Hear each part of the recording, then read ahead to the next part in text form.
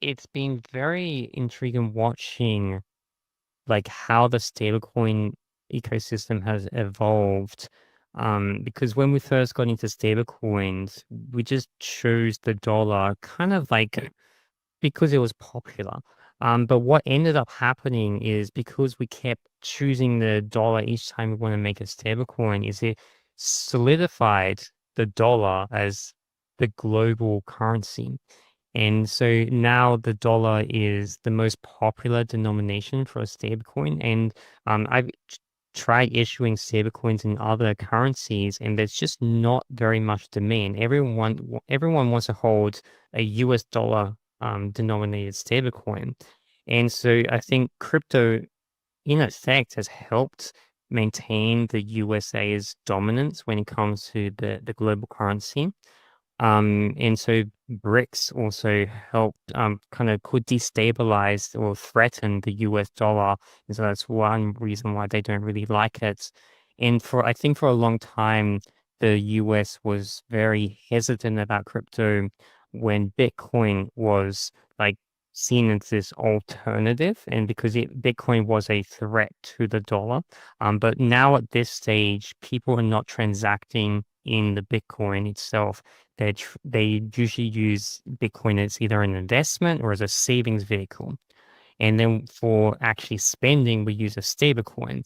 And so that's why I think the US has become a lot more pro crypto in recent years because they've realized that crypto isn't a threat. And if they play their cards right and they make it easy for these stable coins to be backed by the US dollar, then the governments have a way to kind of sell their debt, like their US dollar treasury bills, which is what is backing all these stable coins, and they have kind of guaranteed buyers. Right now, there are buyers all across the world who are in indirect effect buying these debts issued by the US government to kind of like pump it up.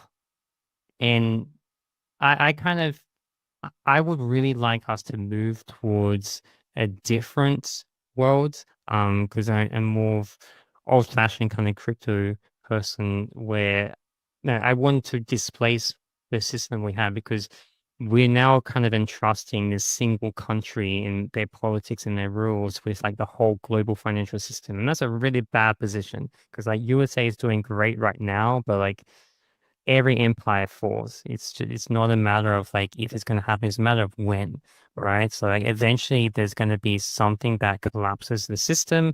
And unfortunately, because the USA has become so ingrained into every other country's economical system, when the US sneezes, everyone else feels it.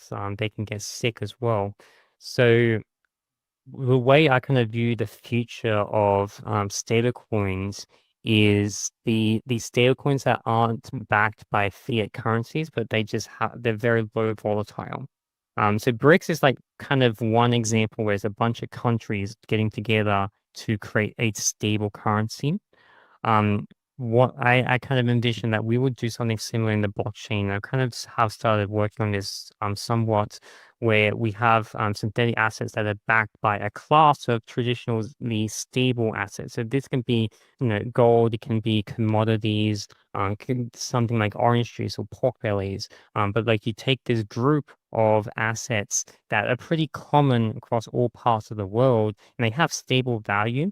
And then you kind of get that average, and then that is your new non-volatile asset class. And then if we create a tokenized version of that, then you can start transacting, and then that can act as like a competitive stablecoin to like the US dollar. So that is kind of what I would like to see. That's where I think that we will head eventually. But we're not there yet. I think for the foreseeable future, US dollar backed stablecoin is really going to be the way that people kind of enter the markets.